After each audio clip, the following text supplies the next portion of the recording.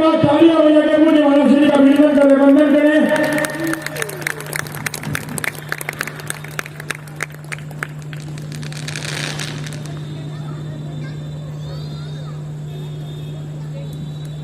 भारत माता की। सभी लोग बैठ जाइए। भारत माता की। दोनों भुजाओं उठा के बोलेंगे भारत माता की। पंजा नहीं दिखाई दे। बजरंग बली की गदा बनाई, मुट्ठी मारिए। भारत माता की। गौ माता की। गंगा माता की। श्री राम जन्मभूमि की। श्री कृष्ण जन्मभूमि की। काशी विश्वनाथ भगवान की। हर हर महादेव। ओम नमः परमहंसास्वादित चरणकमल तिलमकरंदाय भक्तजनमानस निवासाय श्री रामचंद्राय।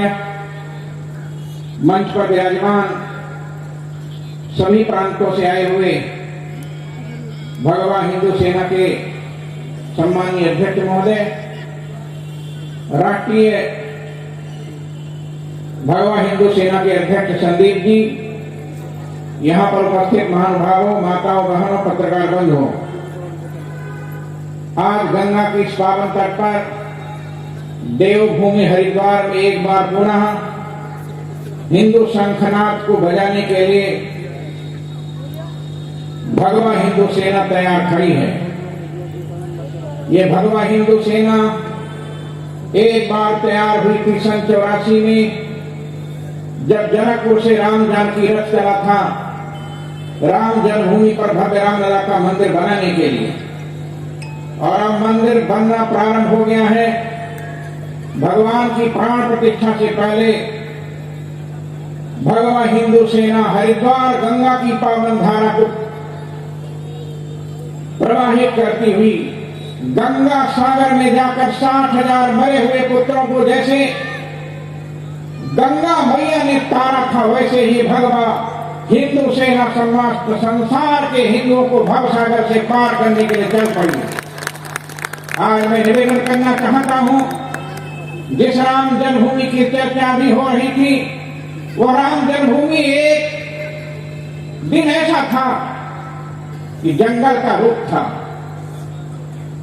जिस अयोध्या को कोई जानता नहीं था, उस अयोध्या को जलाने के लिए महाकाल भगवान शंकर ने उज्जैन के राजा विक्रमादित्य को स्वप्न दिया था कि जाओ अयोध्या को ढूंढो। और राजा विक्रमादित्य अयोध्या को ढूंढने के लिए चल पड़े। अयोध्या कहीं मिल नहीं रही थी कि कहां है अयोध्या। अचानक एक नदी के तट पर राजा विक्रमादित्य जी बैठ गए उत्तर की ओर रुख करके।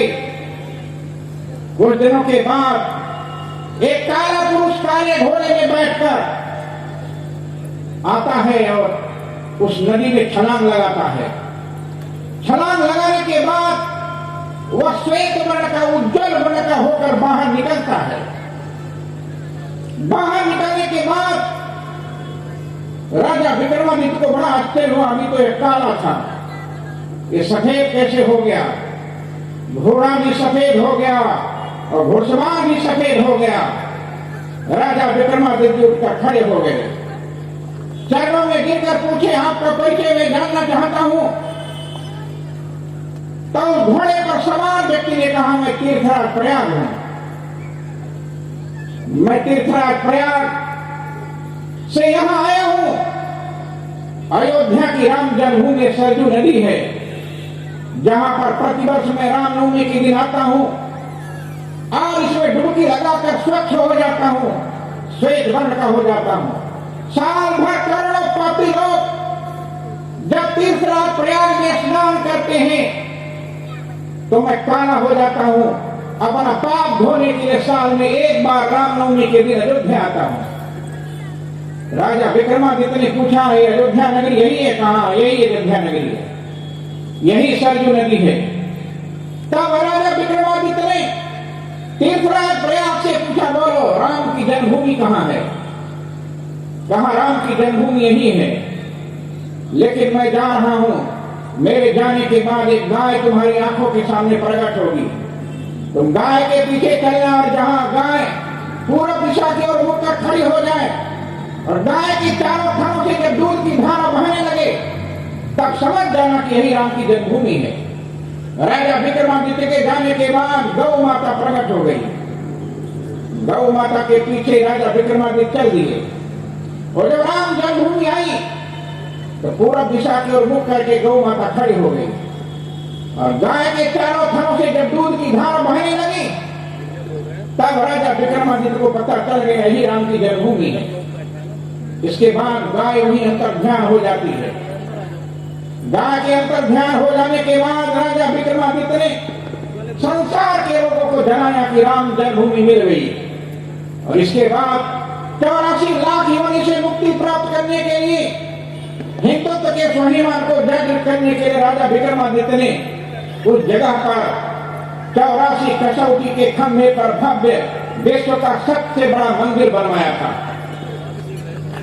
विश्व का सबसे बड़ा मंदिर राम जन्मभूमि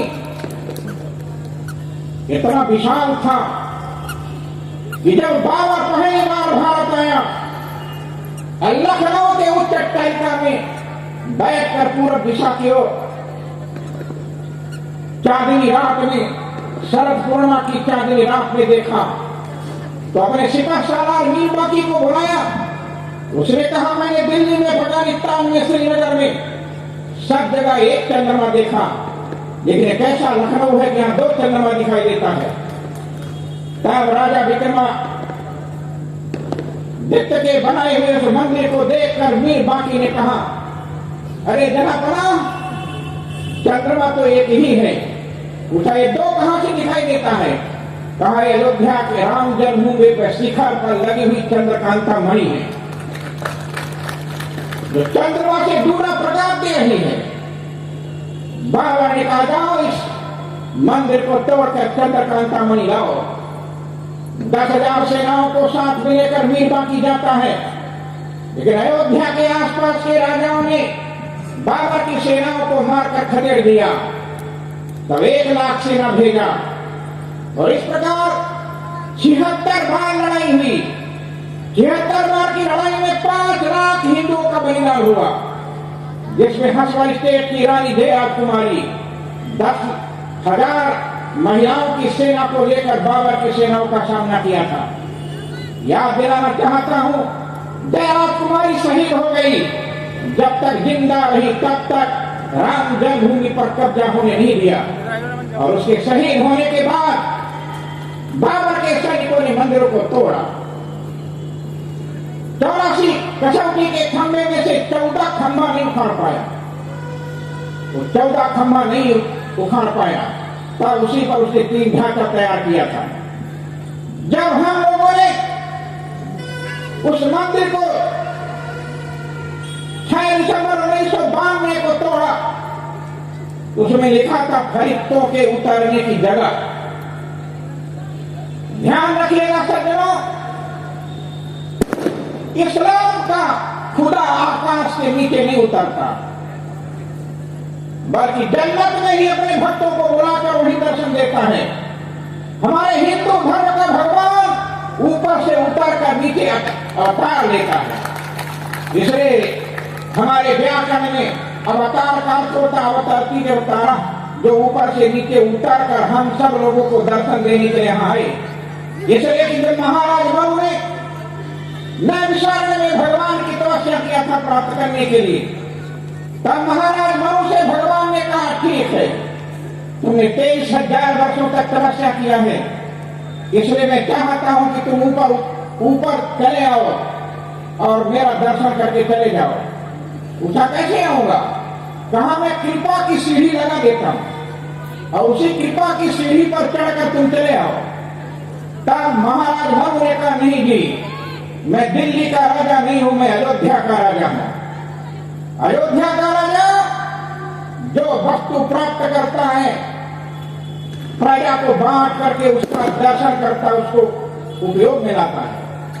यदि मैं अकेले दर्शन करने के लिए जाऊंगा तो लोग कहेंगे कि राजा अपनी मुक्ति के लिए तपस्या करने के लिए गया था मैं चाहता हूं कि संसार के लोगों की मुक्ति हो जाए।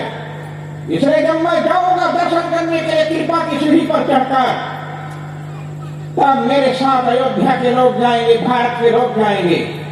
सीढ़ी आपकी कमजोर होगी, कोई गिरेगा, कोई मरेगा। इसलिए मैं चाहता हूं कि जो कृपा की सीढ़ी आपने लगाया है, उसी कृपा की सीढ़ी से आप ही उतर करके नीचे आ जाइए, तो हम सब लोग आपका दर्शन करेंगे।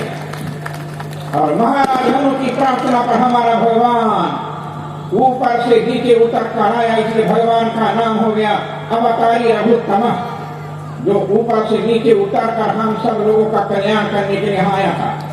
आज मैं निवेदन करना चाहता हूं, वहां राम जन्मभूमि जिसको बाबर ने तोड़ा था, आज उस राम जन्मभूमि को विश्व हिंदू परिषद ने, राष्ट्रीय स्वयंसेवक संघ ने, भारतीय जनता पार्टी ने सन 1984 में रामदार की रथ जनकपुर से चलाया था। और रामदार की रथ अयोध्या आया, अयोध्या से लखनऊ आया, और फिर वह रथ सारे देश में घूमा और परिणाम यह हुआ कि देश का हिंदू जो सोया हुआ था, सोया हुआ हिंदू जग गया। और हम लोगों ने नारा दिया था, चंदन है इस देश की माटी, तपोभूमि हर ग्राम है, हर बाला देवी की प्रतिमा, बच्चा बच्चा राम है। और देश का हर युवा खड़ा हो गया और हर हिंदू खड़ा हो गया, हर साधु महात्मा अपने मठ मंदिरों से निकलकर बाहर आया, जिसका परिणाम हुआ कि देश जागृत हुआ। और देश जागृत होने के बाद अटल बिहारी वाजपेयी पहली बार भारत के प्रधानमंत्री बने।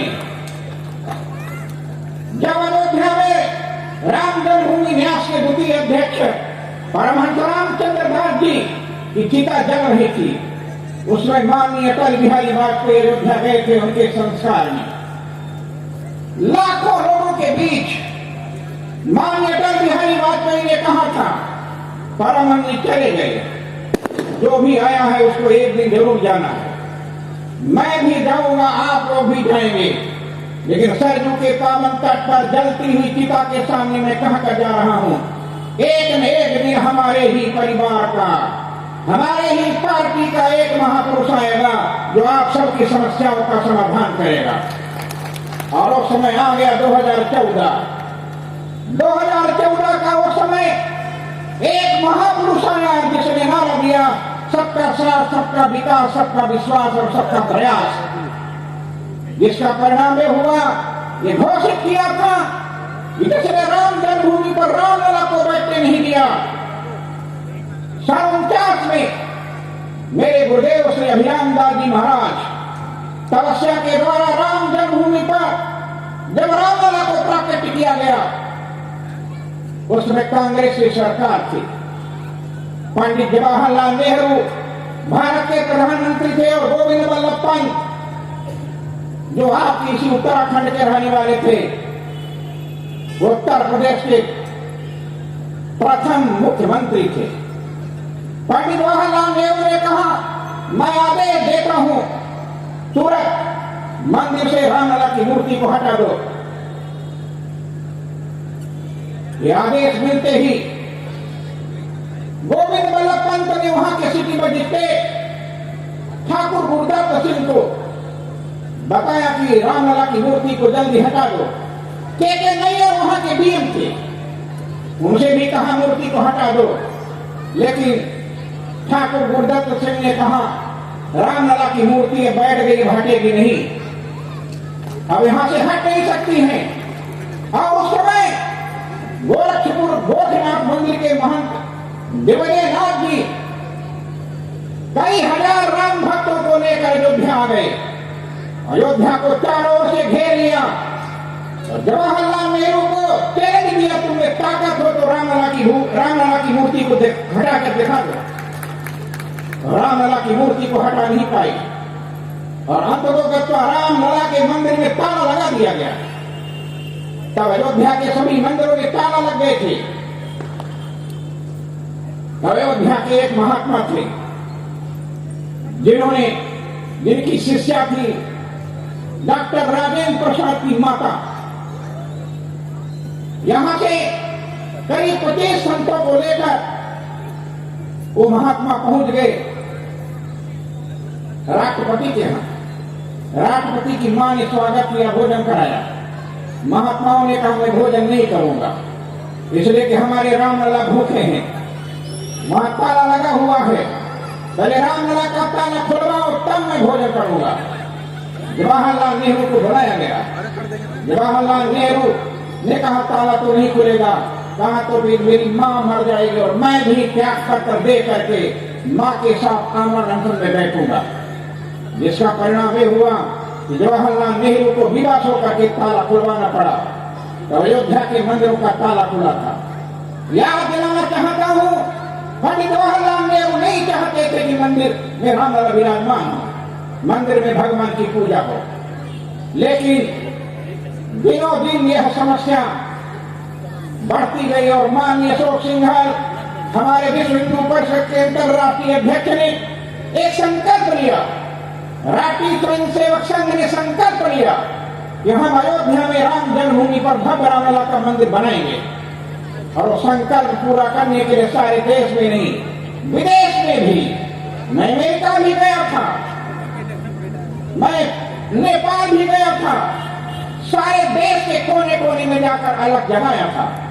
और उस समय समस्या थी कि मंदिर कैसे बने। लेकिन मैं धन्यवाद देना चाहूंगा भारत के वर्तमान माननीय प्रधानमंत्री नरेंद्र मोदी जी को, अटल बिहारी वाजपेयी को हमारा सत्य हुई जब 2014 में प्रधानमंत्री की शपथ लिया उन्होंने। और जब 2019 5 अगस्त को 370 धारा समाप्त हुई, पंक्ति से समाप्त हुआ, तब भारत के लोगों को विश्वास हो गया कि अब मंदिर भी बनने वाला है। और इसके बाद 9 नवंबर 2019 को सुप्रीम कोर्ट का निर्णय आ गया कि जहां रामलला विराजमान है वही राम की जन्मभूमि है। और इसके बाद 2020 में 5 अगस्त के दिन माननीय प्रधानमंत्री नरेंद्र मोदी जी ने अयोध्या में जाकर राम जन्मभूमि पर भूमि पूजन और शिलान्यास किया। और इसके बाद मंदिर का निर्माण प्रारंभ हो गया। मंदिर बनकर ग्राउंड फ्लोर जहां रामलला विराजमान होने वाले हैं वो बनकर तैयार हो गया। और अब 2024 में 22 जनवरी के दिन रामलला अपने मंदिर पर विराजमान होंगे। और जिस दिन रामलला मंदिर पर विराजमान होंगे, मैं आपको याद दिलाना चाहता हूं, मंदिर तो अभी पूरा बना नहीं।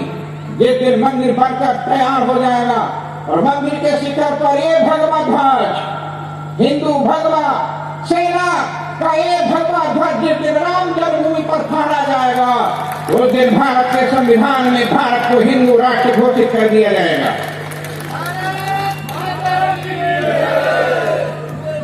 मैं निवेदन करना चाहता हूं, आगे लड़ाई भारत और इंडिया की चल रही। जब भारत का संविधान बनने लगा था तब डॉक्टर अंबेडकर ने लिखा था भारत दैट इज भारत।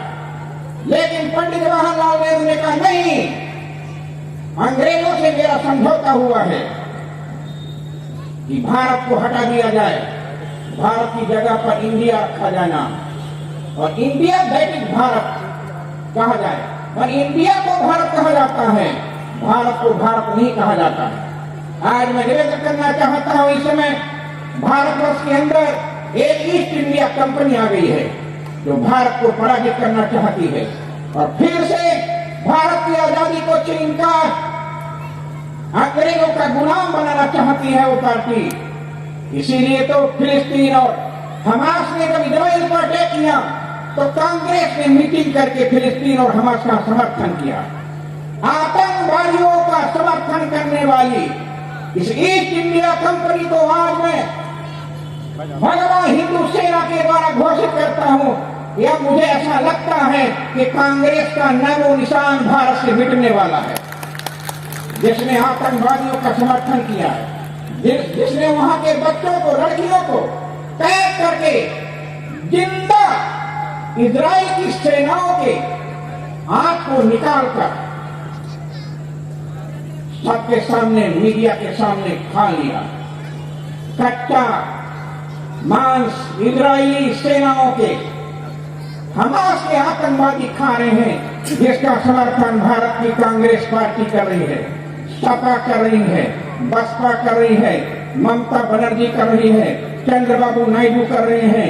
भारत के तथाकथित विरोधी लोग आज आतंकवादियों के बल पर उत्तर प्रदेश में आतंकवादी खुलेआम अलीगढ़ विश्वविद्यालय के छात्र लोग रात्रि को 12 बजे जुलूस निकालते हैं, ये हमास का समर्थन करते हैं।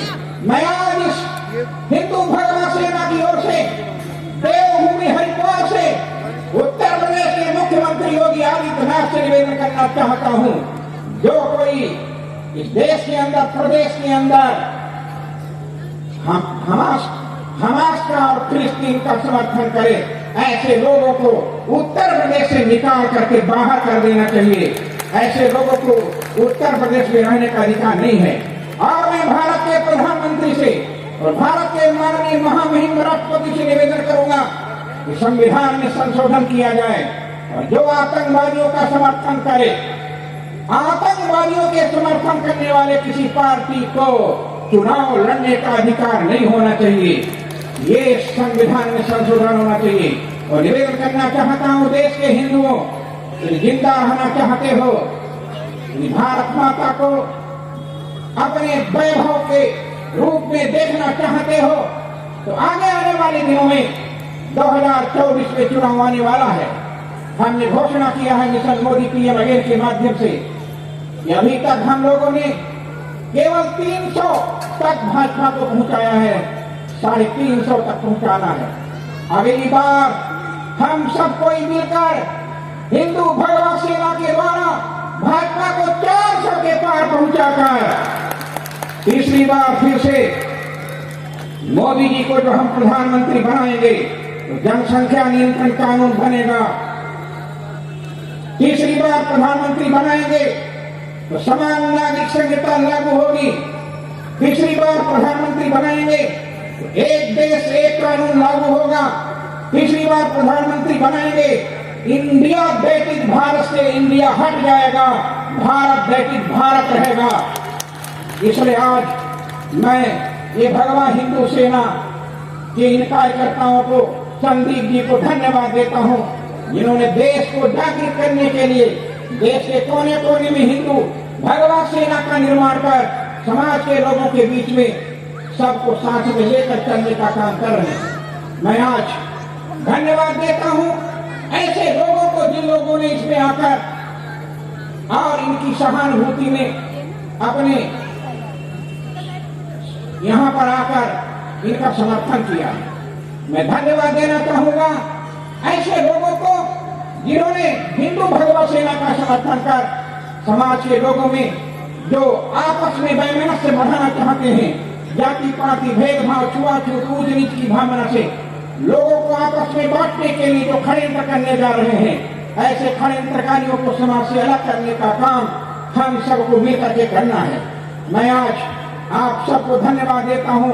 देवभूमि हरिद्वार में गंगा के तट में रहने वाले लोगों से निवेदन करना चाहता हूं, हो सकता है आपको भी बजरंग बली बनकर राम की सेना में सम्मिलित होने के लिए, एक बार फिर से रावण का संहार करने के लिए राम की सेना में जा करके हिंदुत्व के स्वाभिमान को जागृत करना होगा।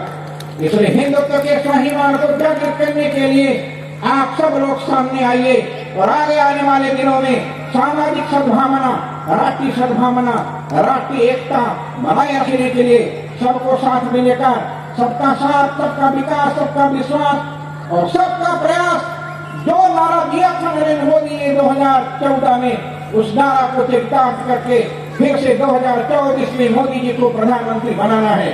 बस इन्हीं शब्दों के साथ मैं हिंदू भगवा सेना, भगवा हिंदू सेना को धन्यवाद देता हूं और मां गंगा से प्रार्थना करता हूं, जैसे मां गंगा गोमुख से गंगोत्री, कर्णप्रयाग, रुद्रप्रयाग और ब्रह्मपुरी और ऋषिकेश हरिद्वार होते हुए तीर्थराज प्रयाग को पवित्र कर वाराणसी में भगवान शंकर को गंगा जल चढ़ाकर पटना होते हुए जैसे 60,000 पुत्रों को तारा था, वैसे भगवा हिंदू सेना समाज के हर वर्ग के लोगों को साथ में लेकर सामाजिक समरसता बनाने के लिए सबका कल्याण करे। इसलिए सर्वे भवन्तु सुखिनः, सर्वे सन्तु निरामयाः, सर्वे भद्राणि पश्यन्तु मा कश्चित् दुर्भाग् भवेत्। और वसुधैव कुटुम्बकम् का जो नारा हमारे वेदों में लिखा हुआ है, हम संपूर्ण वसुधा को अपना कुटुंब बनाना चाहते हैं, अपना परिवार बनाना चाहते हैं। G20 में भारत के प्रधानमंत्री ने विश्व के लोगों को खड़ा करके बता दिया कि मैं संपूर्ण पृथ्वी के लोगों को अपना कुटुंब परिवार बनाना चाहता हूँ। अपना सारा संसार कुटुंब है, ये हमारा वेद कहता है। वैदिक उद्घोषणा के अनुसार समाज के हर वर्ग के लोगों को साथ में लेकर चलने के लिए मैं भगवान हिंदू सेना को आदेश देता हूँ। आप सब लोग इसी प्रकार पद चिन्हों पर चलकर भारत माता के गौरव को बढ़ाने के लिए भगवान हिंदू सेना के माध्यम से समाज को जागृत करने का काम करें। बहुत बहुत धन्यवाद। जय श्री राम, जय श्री राम, जय श्री राम।